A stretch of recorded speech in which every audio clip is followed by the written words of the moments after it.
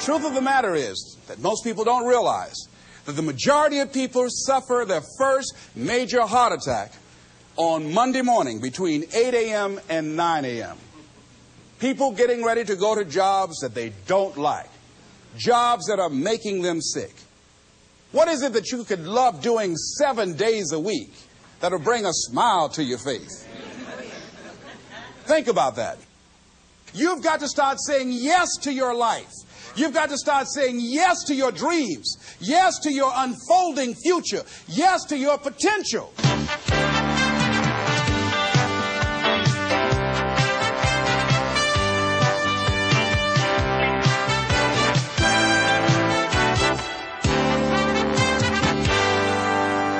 Les Brown's business is changing lives. He touches thousands of people each year. He talks to Fortune 500 companies and to personal development groups about how to find success and fulfill your dreams. In essence, his best message is himself, because Les Brown knows what it is to have come up the hard way. Les and his twin brother were adopted at the age of 6 weeks by Miss Mamie Brown, a single woman with little money and a big heart.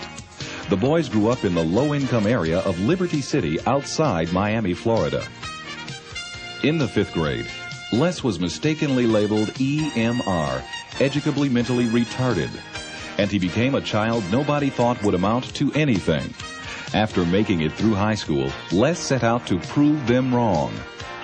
He started on the radio, moved to Ohio, and made himself a local star as a fast-talking disc jockey. He soon became an influential community spokesman. Then he ran for the Ohio State Legislature, where he served 3 terms and became chairman of its Human Resources Committee. Les Brown is now a nationally acclaimed motivational speaker who's taught thousands of people the techniques he's used to overcome the obstacles he's faced in his own life.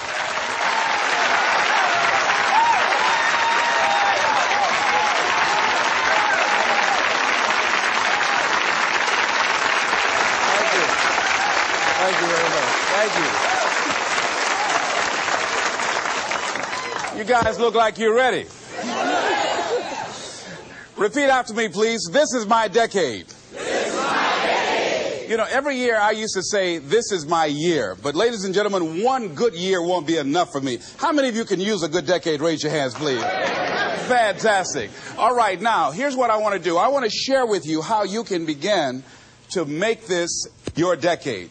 How many of you know within yourself, if you ask yourself the question, have I done all that I'm capable of doing or being and living up to my potential? How many of you have to really answer, no, I have not done all that I can do? Raise your hands, please. Okay, very good. Now, here's what we know. That people don't do what they know in life, but what they do is they operate within the context of the vision they have of themselves. So what I want to share with you is how to begin to get a larger vision of yourself and how to begin to make this your decade. Because in order to do that, it's going to be very challenging. It's going to require a lot of work on your part, an ongoing process of personal and professional self-mastery. And it's going to require that you begin to see yourself worthy of the requirements in terms of effort, in terms of commitment, in terms of action, in terms of preparation, or whatever it is that you need to do in order to take your life where you want to take it.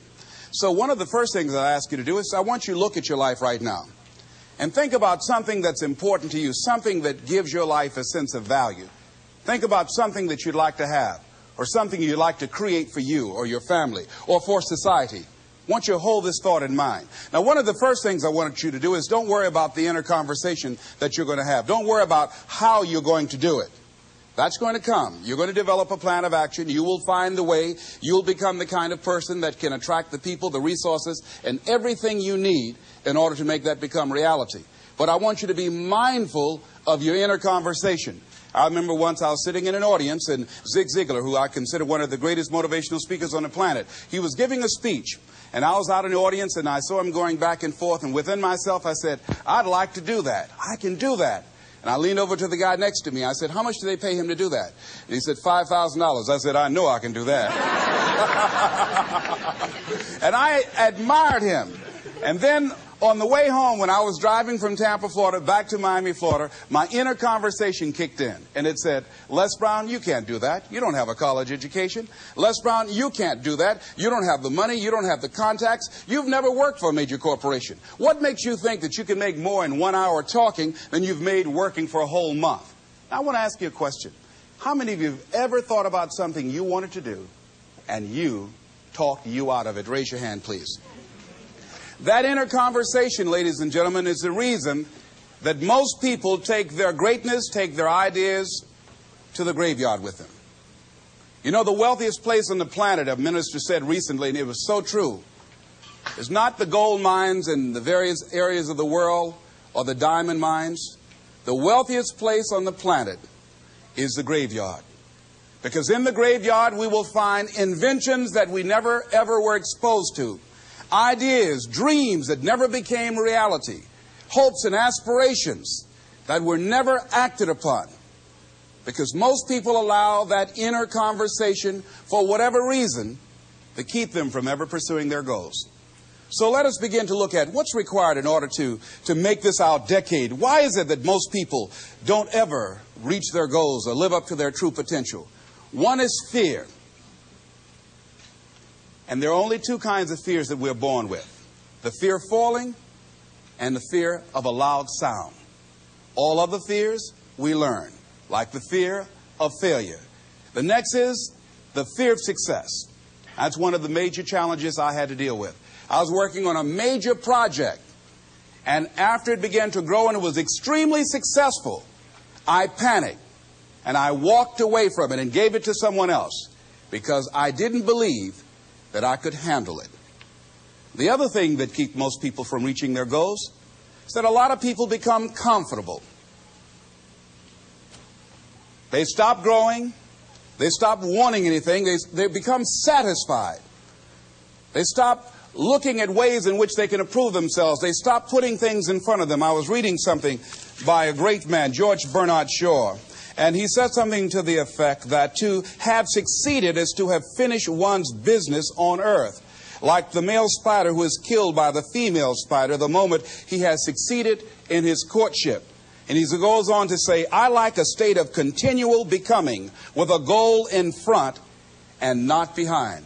I remember after giving a speech at a major corporation, a gentleman came up to me who was up in years, and he said, you know, that's real great motivation for you young guys, but I've done all my work. There's nothing else for me to do. I said, oh, yes. You've got a lot to give. You have a lot to offer. The fact that you're still here means that your business is not through yet.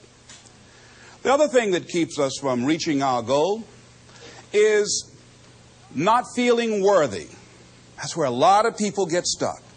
Because, see, when you don't feel worthy of your goal, you will begin to unconsciously engage in self-destructive behavior, like procrastinating, constantly putting things off, squandering your time, and that's what life is made of.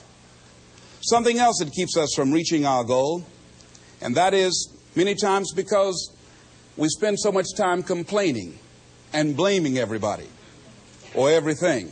I'm reminded of a friend of mine who talked about the fact that one day he was walking by this house and some people were sitting on a porch, and there was a dog on the porch, and this dog was just moaning and groaning. So he was curious, and he asked the owner, he said, why is this dog moaning and groaning? And the owner said, because he's laying on a nail. He said, well, why doesn't he get off? He says, it's not hurting bad enough for him to get off. How many